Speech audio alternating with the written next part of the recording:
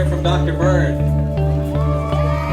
All right, good job, Dr. Bird. Now tell me, when you were up on the roof, what were you thinking? I'm not sure if I was thinking much of anything, just to get down safely on one piece, but it was very nice, beautiful view. All right, now compared to how you felt up there, how do you feel now? Terrific that I'm on solid ground.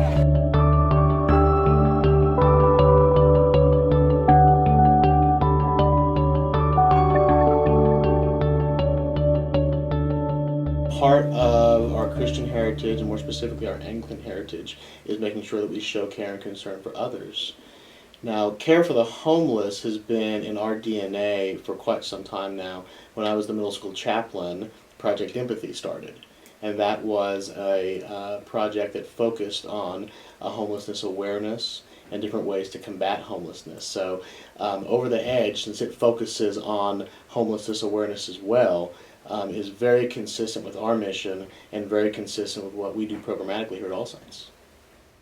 Project Empathy has had a significant impact on the All Saints community in several ways. Primarily because I think it reemphasizes our mission from the standpoint of our nurturing Christian environment, where we intend each and every one of our people, not just students, but people, to sort of ingest the gospel of committing to altruistic behavior. So, to whom much has been given, much is expected. That's the gospel imperative from Luke. And I believe Project Empathy is an embodiment of that. Well, first of all, Project Empathy, our motto is learn, serve, change. So all through our project, and it started out where it was just an 8-week project, but now we've turned it into a full year because we felt like it wasn't right just to serve 8 weeks out of the year.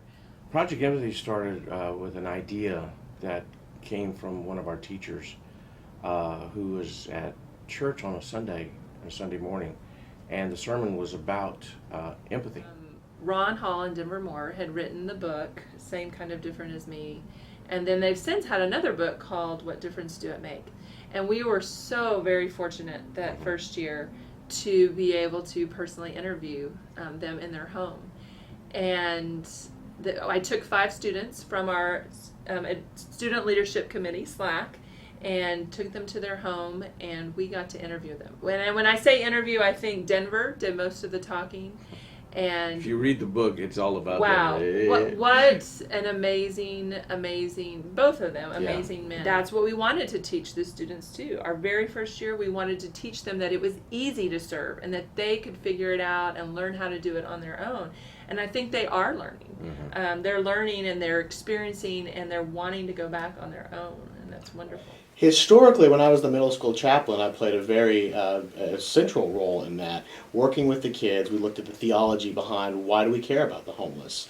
We looked at different practical ways for us to support the homeless.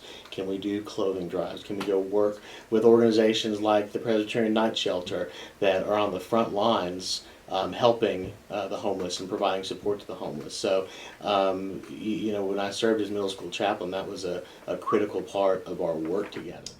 The idea was something that we needed at the time, because at the time we were fragmented into our community service projects with the kids, because everybody was doing something different, just trying to get the hours, and we felt we go out and serve in the community, and we do donation and collection drives, and then we end it with an overnight experience. Every year our overnight experience is different. My goal, my challenge is to make it different every year, and we have a different focus every year. But during our overnight, we have activities to try to put ourselves in the shoes of somebody who's homeless. We'll never truly understand what it's like to be homeless, but for just a small moment, they're grateful that they have a place to go afterwards, and they, for a small moment, do understand what it might be like to be homeless and not have a nice bed to sleep in. For one night, it's like throwing you into an ice bucket of water. It's a shocking venture to go out there and spend the night in a cardboard box under, this past year was horrible conditions. It was, the wind must have been gusting 40 to 50 miles an hour with temperatures at around 40. So the wind chill factor was in the mid-20s. It was brutal, and I go, I'm not going to do it again. This is it. And my faculty was sleeping out in these cardboard boxes. 4 o'clock in the morning. I got to do. Then when we go around the ring world, I go, okay, we'll do it again. We'll do it again. One student. If we can make or change the attitude of just one student, then we've done our job. And I think that's the cornerstone of Project Empathy is the student interaction with the Union Gospel Mission or the Presbyterian Night Shelter. I know that some years I get really overwhelmed. Yes, it does. And I feel a little burnout sometimes because I run out of ideas. And it's amazing that every year somebody new comes into our lives to help us have a focus. That's why we feel it's important that we start making it not only the middle school DNA, but make it in it towards the entire All Saints community. And I think that's part of the over the top over the edge, excuse me, is to have the awareness of what we've been doing for 5 years. And the part that I frankly wrestled with at the outset is that I was very proud of the fact that our kids and our faculty started this without trying to gain any attention. And so to me, it's not about that. It's more putting the focus on what's most important, and that is the issue of homelessness. And so my hope is that the greater awareness is not one of an immediate high beam light, but it's a sustained light on this. Project Empathy was a program that focused on making sure that all of us learn more about the plight of homelessness in Tarrant County. And that's the exact same thing that Over the Edge is trying to do as well. So they're very similar with regard to their final goal. So that's really what led to the Over the Edge piece, is that when she put it in those terms, I said, okay, well, our primary motive was not to perhaps advertise All Saints' role with this so much as it was to make sure our young people knew the importance of giving back and giving back for the right reasons. And frankly, giving back to those who are most less fortunate, not just a portion of our population, but those who are in that category. Well, the boxes that our upper school students have put together, it really in such short order is nothing short of remarkable.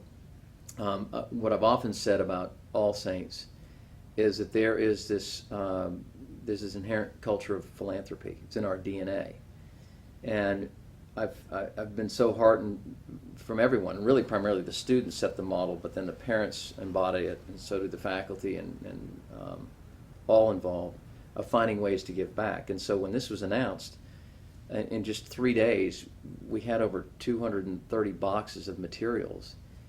But the Over the Edge piece would allow a larger audience to be drawn into the importance of this, and frankly, when you have 26% of those homeless are in the category of children, and in real numbers, that's over 550.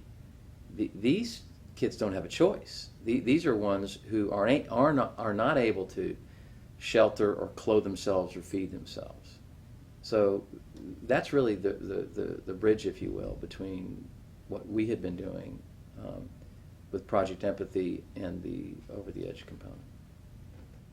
The event is about drawing awareness to homelessness, and even though it is fun and nerve-wracking, and I'm sure a lot of jokes will be made on our behalf, the overall event is to raise awareness for homelessness, and I think we've done a great job of that internally here at the school, but our mission, of course, is to bang that drum loudly throughout the city of Fort Worth to raise awareness within our community. And I think this is a great platform to do that. Yes, I've heard some rumor that there may be a couple of additional saints, and I'm really not at liberty to say who, because I don't know who they would be. The student body does not know that I'm going over the edge. I have the honor of being one of the secret saints. So one of the folks that has been invited to do this, but the rest of the community doesn't know yet. So I'm kind of excited about having that as well. It's going to be a surprise. Any opportunity I have to represent the good people of All Saints out in the community is probably one of the best things I do. One of the most fun parts of my job. So, well, how will I mentally prepare for Saturday's event is really that may be the lowest hanging fruit here. Fairly simple question, because the way I address very tough situations, I typically don't think about them. I use that. Quite frankly, I haven't even thought about it yet. I'm focused on the week and living one day at a time. And Saturday morning, I'll wake up and dig deep and go down to downtown Fort Worth and scale a building or rappel from the top of a building. Okay, well, let's make this very clear. Whose idea was it for me to go over the edge of?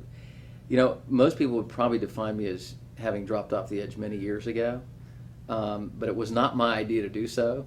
I have to give credit to Ms. Stacy Pierce, our Director of Marketing and Admissions, who's engaged in this activity before with other very noteworthy, outstanding organizations to draw attention to wonderful community projects. You got me into this, and what am I going to do to get back to them? Well, as a priest, I generally frown on revenge.